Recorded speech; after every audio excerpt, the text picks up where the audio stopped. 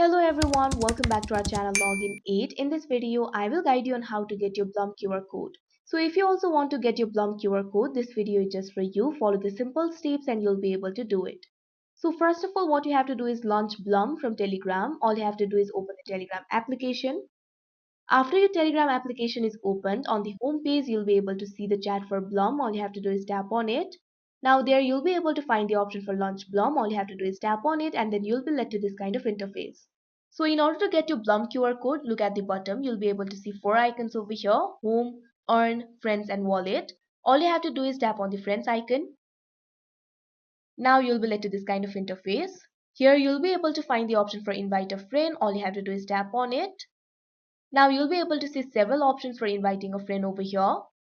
Now here you'll also be able to see a QR code. So the QR code that is being displayed right over here is your Blum QR code. So that is how you get your Blum QR code. I hope you found this video helpful. Thank you for watching. Make sure to like, share and subscribe to our channel.